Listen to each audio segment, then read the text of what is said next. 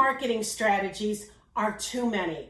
Are you that person that every time you hear about a new marketing strategy, you're out there? It's like, is it social media? Is it Facebook? Is it LinkedIn? Is it TikTok? Right? How many are too many?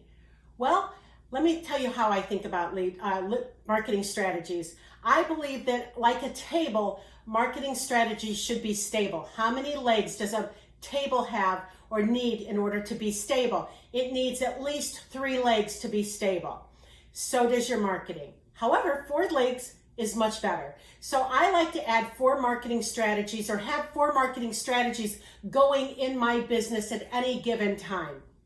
So what marketing strategies should you be using today in your business? Well, obviously, I think video is a good one. So maybe you should be using video.